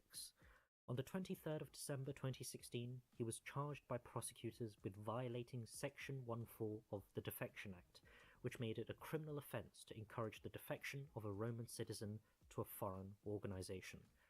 Defection was defined under Section 11 as the unauthorised joining or creation of a foreign organisation. In damning screenshots presented by the prosecution, Apollo was shown attempting to persuade the Secretary of Defence Harvester to join MI6. If you don't feel comfortable at the SPQR, please see me. I can offer you a job as second in command. Nothing else to be said. You are loyal to this agency, and I see potential in you. I'm not asking you to join, I'm just telling you that I am always happy to accept you. The prosecution made its case. Apollo was the leader of a terrorist organization, MI6, who had shown no respect for the rule of law. Apollo had shown no remorse, openly bragging in court about how MI6 had supposedly infiltrated the Roman Empire with its spies. Worse still, Apollo defended himself, not with legal arguments, but with threats. Threats to carry out even more attacks on the Empire with their allies at the CIA. MI6 posed an existential threat to the Roman Empire, the Senate, and its people. It wanted the death penalty, not just for Apollo, but for all of MI6. All of its leadership, all of its members must hang for the grievous crime that its leader had just committed. To be clear, when I say death penalty, I mean permanent ban, but death sounds cooler, so we'll go with that. Senator Judge Patrick was magnanimous. He sentenced Apollo to death, but declined to issue death warrants for all of MI6. The Empire was governed by the rule of law, after all, and the laws gave no license to enact collective punishment against Apollo's entire agency. With just one trial, the Roman Empire had demonstrated to the server the superiority of its political and legal system. While in other agencies the owner would have been able to ban anyone they personally deemed to be guilty, in the Roman Empire the owner only banned those convicted by a court of law. What made the Apollo trial particularly special, however, was its subject matter: national security. At a time when Haboon's agency world was at full-blown war with one another, raiding, trashing, and nuking each other into smithereens, the symbolism of the Roman Empire holding a trial in open court was undeniable. Fair, open, transparent justice was non-negotiable for the Roman people. Of course, Rome wasn't naive to the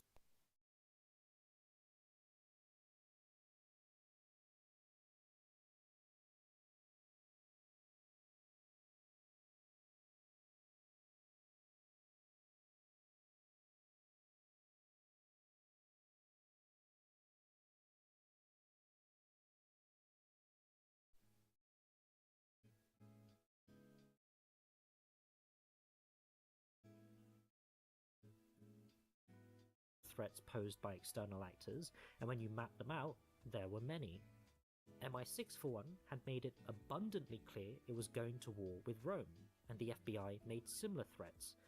Intelligence reports suggested the EPF and Interboon conducted black ops against agencies that had done nothing to deserve it.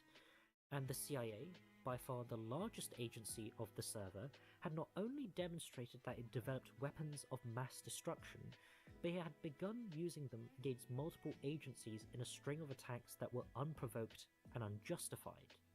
The Empire was broadly split on how it should respond to these threats. On one camp were the Doves, the people who emphasized the need for diplomacy and dialogue. Their case was that there were many agencies out there that desired nothing but peace, like the Roman Empire. If the Empire built up its connections, cooperated in interagency activities, and signed a bunch of treaties, it could isolate the aggressor agencies and turn them into pariahs. Perhaps an interagency UN or NATO could follow.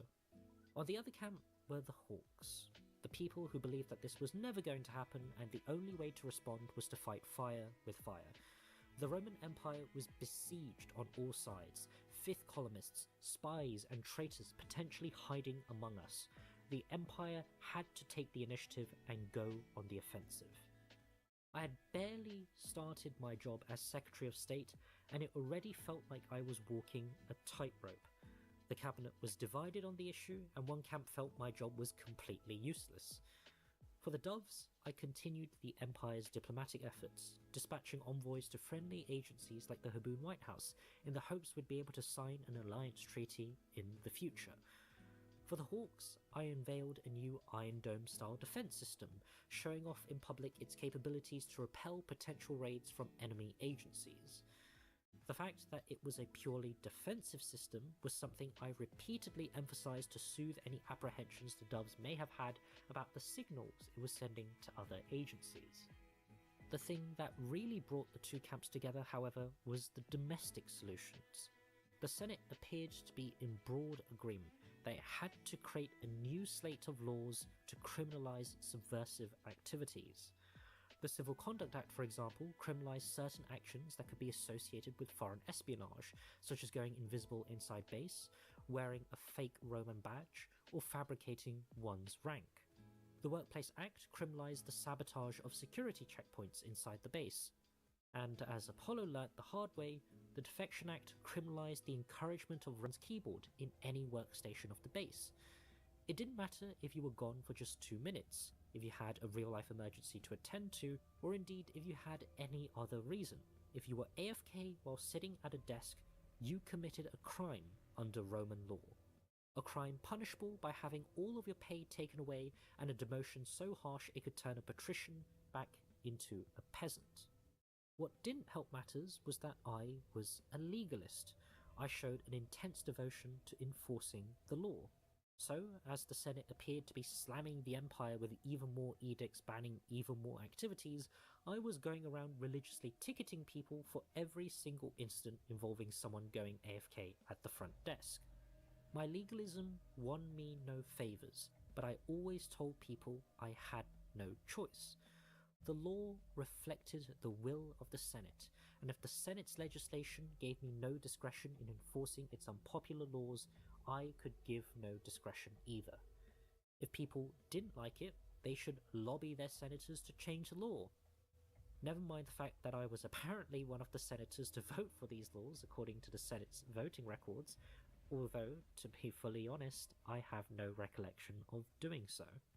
But as much as I exerted a lot of personal effort into enforcing the Senate's supposed prerogatives, the truth was that the Roman Empire still had a few hurdles to jump over before it could really be the shining beacon of democracy, the rule of law, and human rights it so proudly declared itself to be. The Apollo trial, for example, had some procedural irregularities that, in retrospect, really dented the Empire's claim that it was rule of law pilled. For one, there weren't any laws regulating court procedure, so the judge I appointed for the case, Senator Patrick, essentially had to make them up on the fly. I'm sure he tried his best to make it fair for both sides, but it also meant I was just able to holler in the public gallery of the courtroom like I was watching a pantomime. Secondly, Apollo wasn't actually offered a lawyer. I mean, the prosecutor I handpicked, Harvester, who was also simultaneously the key witness of the case, wasn't exactly a lawyer either, and I doubt appointing another kid to help represent the guy would have really helped with his case, particularly considering Apollo wasn't trying to defend himself anyway.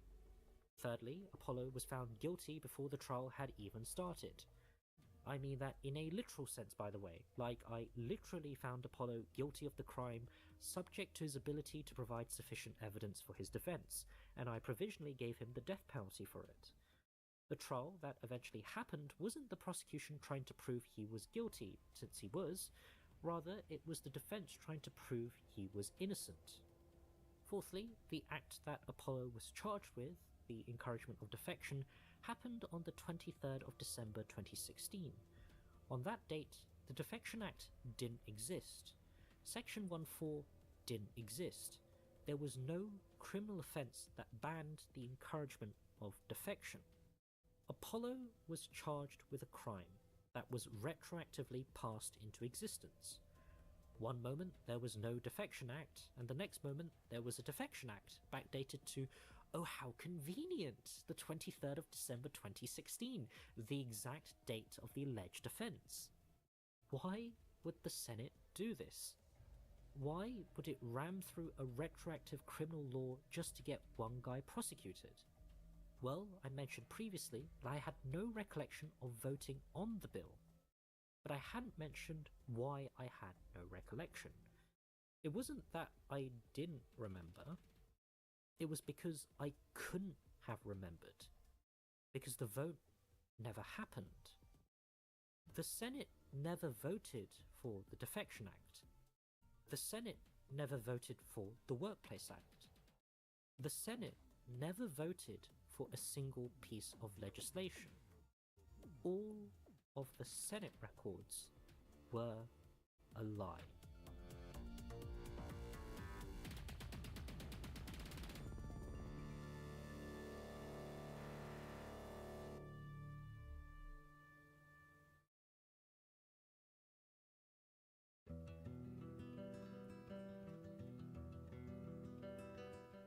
Why would Gauge Boy turn on his own democracy experiment? That was one of the most commonly asked questions I received when I published my documentary on virtual democracies. Gauge Boy created the subreddit r/simdemocracy on the 12th of February 2019 with the stated intention of allowing the subreddit to elect its own moderators. Just 2 weeks later, that social contract was ripped apart as Gauge Boy overturned the results of a Senate election using powers he never had. Gauge Boy's story was neither the first nor the last story of tumultuous breaks virtual democracies had with their founders. Perhaps one of the reasons why founders may be so reluctant to fully hand over power is the inevitable consequence of democratization: loss of control. Once a founder hands over all of their powers to a democratically governed community, that community may take itself in a direction the founder may find objectionable, reprehensible, or self-destructive. The Roman Empire was created first and foremost as an agency. My goal had always been to get more members for the empire, to become the top agency of the server. I mentioned before why I made Rome into a democracy: to make it stand out from its competitors, to win over players, new and old. But here's a secret. When I created the Roman Empire in November 2016, I didn't actually believe in democracy, because I thought democracy was stupid. Think about it. Full-blown war had broken out in the hotel. Raids, trashings, and nukings were commonplace. Espionage was rampant as groups tried to surveil one another. What did you think was going to happen if an up-and-coming agency, widely perceived to be a threat to the pre-existing agency establishment, publicly advertised itself as being a democracy? Our competitors, by virtue of being dictatorships, held one key advantage. Their owners had full control over their agency's national security. One of the most damaging attacks one could inflict against an agency was a trashing, the griefing of an enemy base. It temporarily disabled an enemy's ability to continue operations, it acted as free publicity for the attacking agency, and it sowed internal chaos and division as the enemy played a game of Among Us in a bid to root out potential traitors.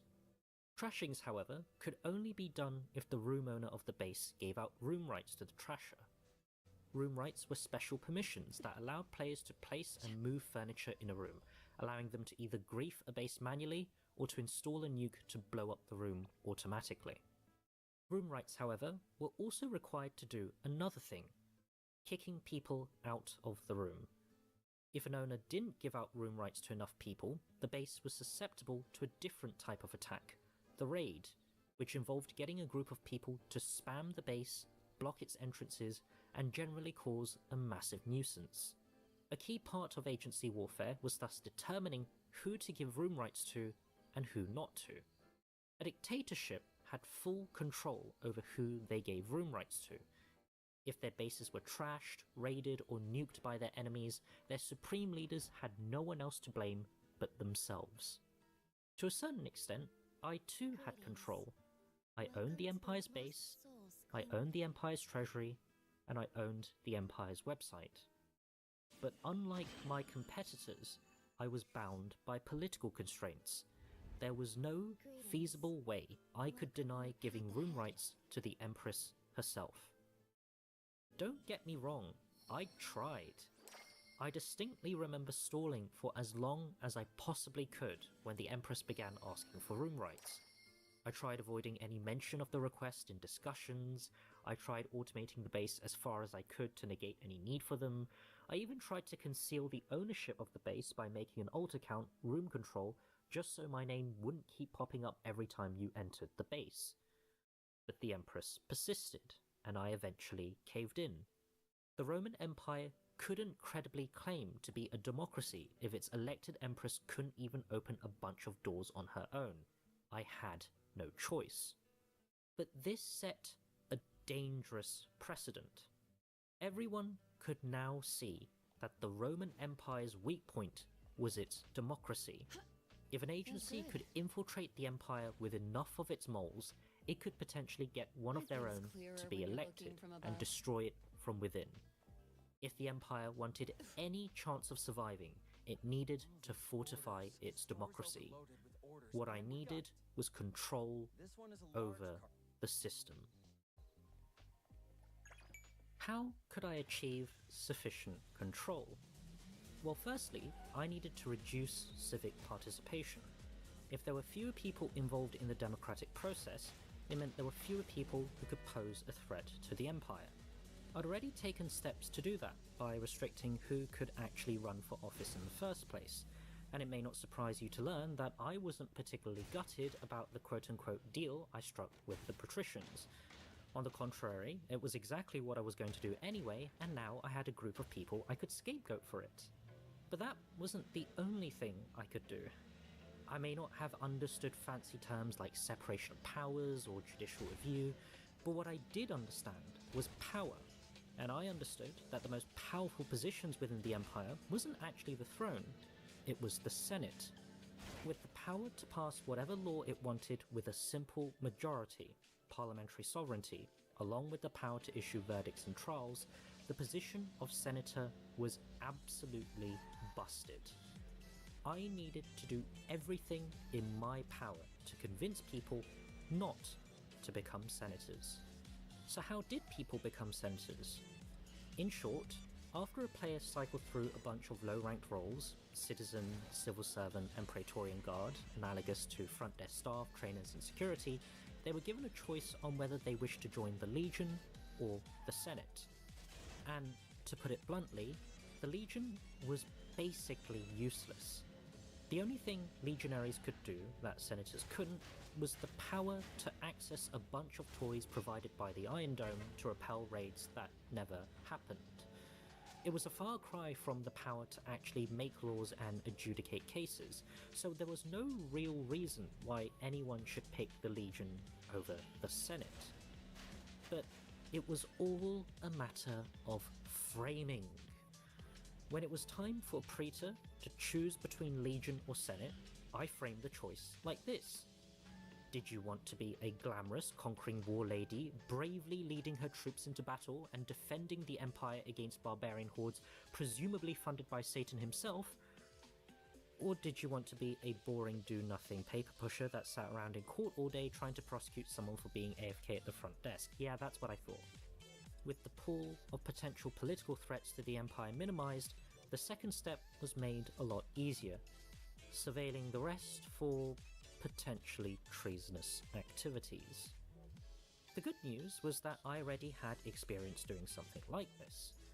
Before I joined Haboon, I was part of a different retro where I had a variety of jobs.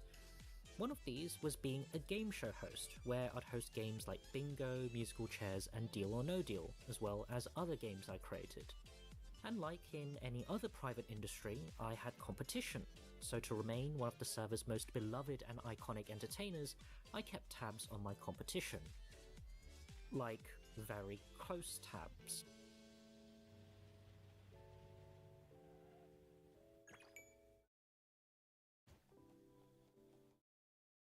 The furniture's intact. You drive steady, but not quite as good as I used to be. I miss those days delivering in sports cars. Ever since I received my family's inheritance, I haven't been doing any deliveries. Maybe we should switch places.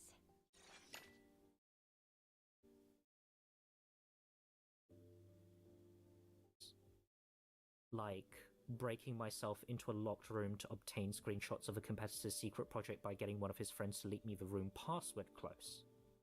So, surveilling the entire Roman population was a trivially easy task. I created a database of every single Roman citizen, meticulously keeping track of their employment status, finances, and potential affiliations with foreign agencies. I surveilled the headquarters with alt accounts to monitor base activity while I was quote-unquote gone, and I covertly installed bugs in every single room of the base, including meeting rooms, so I could tap into conversations for potential fifth column activity. Now, some of these activities would be easier to conduct if there was some legislative basis behind them. so I just unilaterally created legislation to make it happen. I mean, yeah, there was supposed to be a Senate, and indeed, if you check the Roman Empire's official website, these laws were voted on, but I employed a tactic known as lying. These votes never happened. I marked myself as approving my own bills, obviously, and I'd marked the most inactive senators as approving it as well, but all of this was entirely fraudulent. If any senator asked me about the vote, I'd just lie and tell them they missed the last Senate vote. If one of the inactive senators had somehow come back from the dead and asked why on earth they were marked as voting for the bill, I would have brushed it off as an administrative error. Whoopsie daisy, my bad. By the way, when I say my bills, I do mean all of them, as every single piece of legislation the Roman Empire ever had was written by me.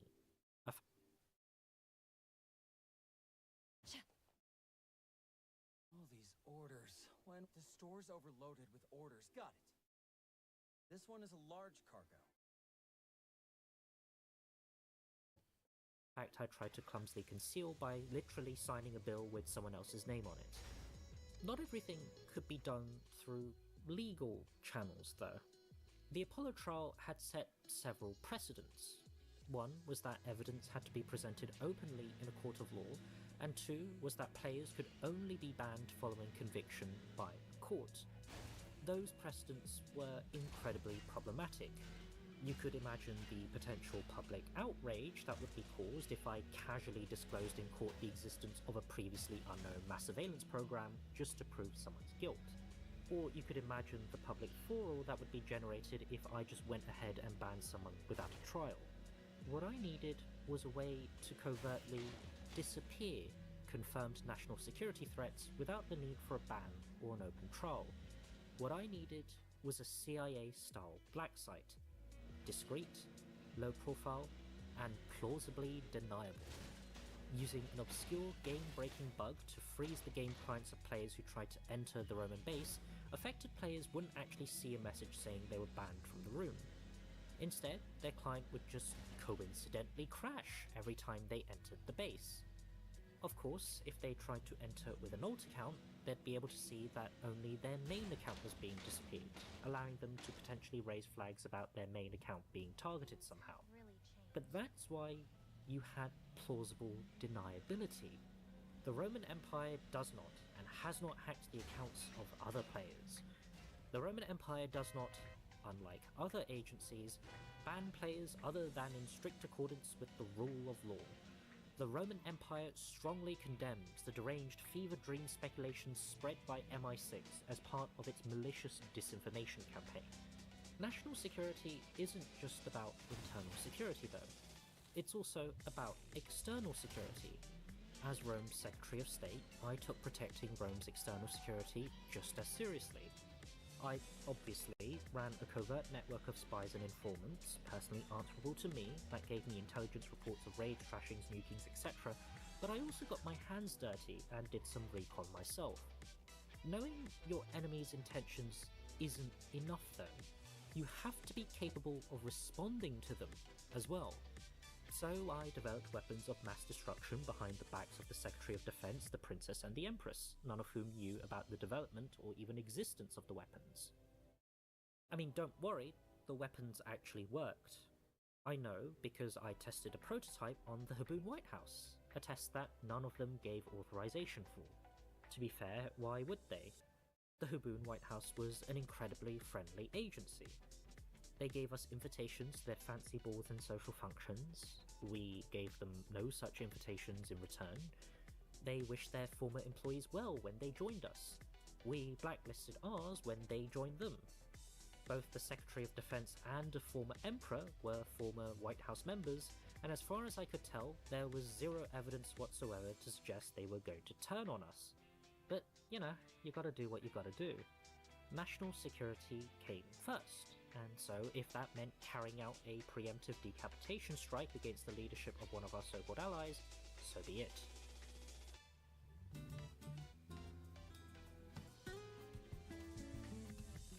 One of the dangers of being a propagandist is buying into one's own propaganda. Throughout my time in the Roman Empire, I continually professed my love for democracy. I professed my love even as I fabricated Senate records to make it appear they voted for my laws. I professed my love even as I organized show trials for crimes that didn't exist until I retconned them. I professed my love even as I never ran a single election because Vocaloid and Contrary ran completely unopposed to be its first empress and princess. In the end, I bought into my own propaganda. I believed that what I had done was democracy. I believed that what I had shown was that democracy was a superior form of governance. I believed I was a true lover of democracy. The positive experience I had in running the Roman Empire would propel my interest in virtual democracies and government for years to come, and it'd end up being the first of several that I'd find myself participating in. In February 2017, around 3 months after I founded the Roman Empire, I started my second ever democracy experiment, this time with a group of friends. It'd take just 24 hours for my love of democracy to come crashing back down.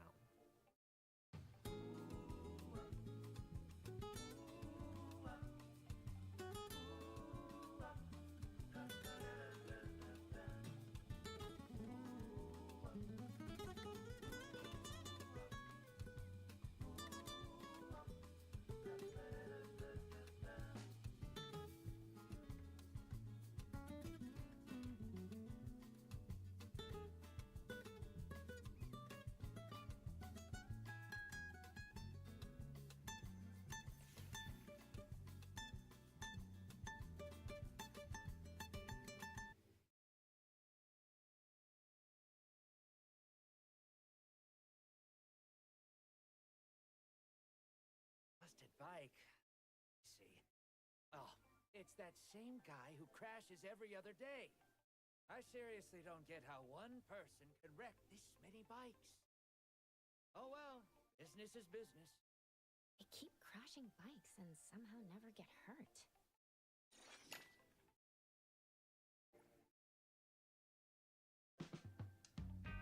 It was nearing the end of the school year when my Year 8 geography teacher, let's call him Mr. G, told the class one day that we were going to play a game known as the trading game. This was how it was going to work. Firstly, the class was going to be split into 6 countries. There were 2 high-income countries, the US and UK, 2 middle-income countries, Brazil and China, and 2 low-income countries, Bangladesh and Malawi. Each country was assigned a table and a number of students. On each table was a stack of paper, some stationery like pens, rulers and scissors, and a reference sheet. The goal of the game was to earn as much money as you can for your country. To do this, you had to cut and sell as many paper shapes as you could to the World Bank, a table with 2 students, who would pay out the prices based on the reference sheet. The catch was that the tables weren't created equally. The US, for example, had 6 students, a decent supply of scrap paper, and enough stationery for everybody at the table. The UK, in comparison, had 3 students, a paltry supply of paper, but a ludicrous amount of stationery for the number of people they had. And then there was my table, Bangladesh, which had 6 people, a large stack of paper, 1 pair of scissors. Wait, is that it? Mr. G, I don't think you gave us enough scissors. Nope, he said. It seems like I gave you the right amount. If you need any more stationery, you're gonna have to ask the other countries. With that, the game began, and the classroom immediately filled with paper cutting noises. All of us at the Bangladesh table kinda stared at each other blankly, asking, what do we do now? One of my classmates took the initiative and began ripping pieces of paper into rectangles with his bare hands. Nearly all of us, barring the one guy with scissors, started doing the same. Soon, players from the other countries were rushing to the bank to cash in their shapes, and we quickly followed suit. Here's £1,000 worth of rectangles, I said.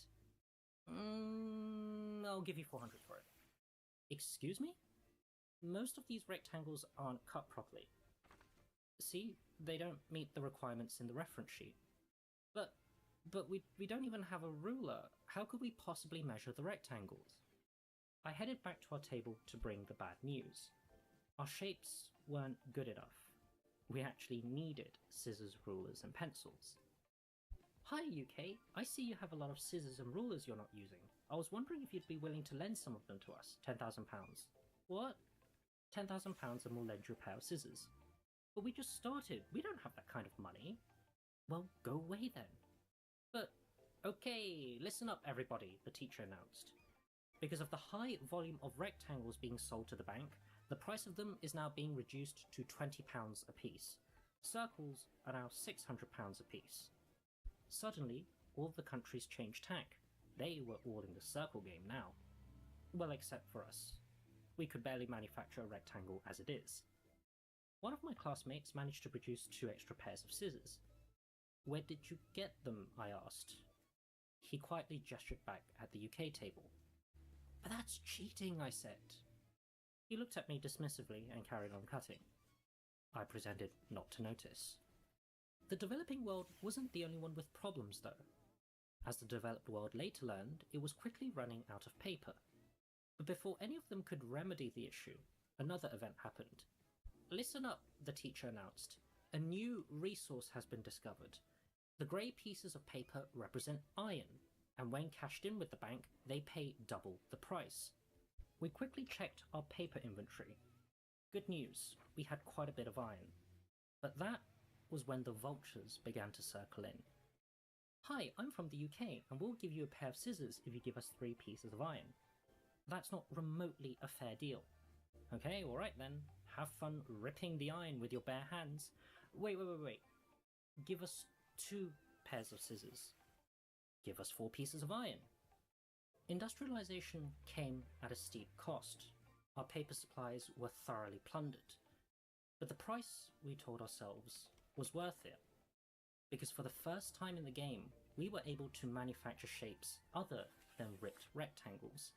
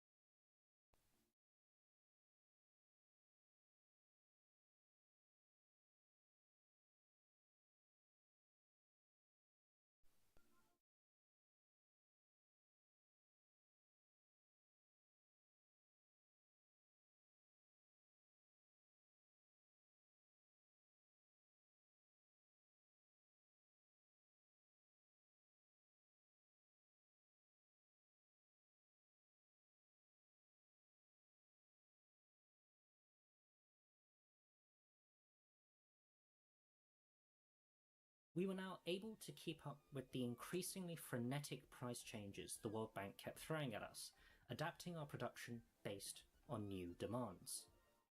There were lots of other events that happened, most of which I admit I don't remember. According to a teaching guide produced by Christian Aid for the game, link in the description, teachers can help create new trading situations. Some ideas they give include secretly giving paper to a country to simulate the discovery of a new ore deposit, encouraging richer countries to give out predatory loans to poorer ones, and taking away a country's scissors to simulate a general strike. One event I do remember happening involved Mr. G ominously approaching our desk. He looked at me and said, "Congratulations, you're now an immigrant. You're moving to the UK." With that, I was cruelly ripped apart from my Bangladeshi compatriots. Another one of my classmates was also taken away, forcibly relocated to the United States. The Brits were glad to take me in. After all, they had a manpower shortage throughout. Well, I guess this is my life now. So what shapes are we cutting? Squares, rectangles, circles? Kites. What do you mean by kites? I was directed to refer to the reference sheets. Wait. What do you mean by sheets? Why is there a second page? As it turned out, the UK and US were given a second reference sheet with different complex shapes. These shapes, such as kite stars and trapeziums, paid substantially more than the ordinary shapes, and it seemed like no one else, apart from the UK and US, were even made aware of their existence. So while the rest of the world was frantically adjusting its supply chains to make whatever the World Bank was demanding next, the US and UK were making their own special shapes, knowing full well their limited supply wouldn't trigger a price change. After some time, Mr. G approached our table. "In 5 minutes," he whispered, "I'll be telling the entire class that the green paper represents uranium. They'll pay out 5 times the price when cashed in." We immediately checked our stockpile. We did, in fact, have some uranium. But we also knew 2 other things. Firstly, the Americans likely would have been told the same information. Secondly, the other countries likely would have uranium on their hands. Conclusion? Get as much uranium as possible before the Americans can. And time was ticking. 5 minutes wasn't a long time. What followed was a mad dash to other countries, disguising our purchase requests as just random stacks of paper, which just so happened to contain their entire green paper supply. We made it out like bandits, shipping off boatloads of uranium back to the British Isles. It wouldn't take long for the others to learn of our deception. As the end drew closer, the atmosphere became more hectic. Around the last 10 minutes of the game, Mr. G unveiled a new piece of equipment. Attention everyone, a new technology has been invented. The guillotine. No, Lily, not that guillotine, this one. For the low, low price of £3,000, you can buy the dibs. Words cannot express the joyous feeling of being able to manufacture large quantities of rectangular pieces of paper at an industrial rate. Measure, measure, measure, cut, cut, cut. Run, run, run. Ka-ching, ka-ching, ka-ching. When the dust settled and the game ended, we all counted our money and began tallying our results. It was then that our teacher threw one final curveball. There was a penalty for pollution. For every piece of paper we had on our table, we had to pay a penalty of £100. Okay, well, I guess Britain and America had to be punished somehow for our excessive consumption. Wait, can you clarify how the penalty is calculated? For every piece of paper, a country had to pay £100. So, if a paper were entirely unused, it would cost £100. If a piece of paper were cut, it would also cost £100. If a paper was cut into various shapes, which were then rejected by the World Bank, each rejected shape would cost £100.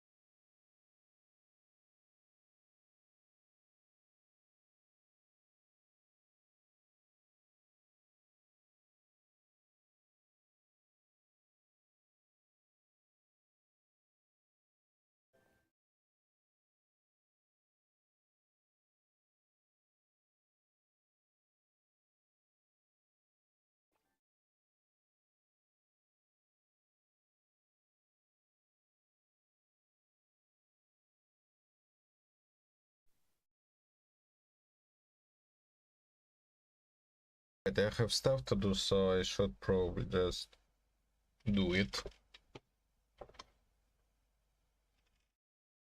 And yeah, make sure I'm not too late.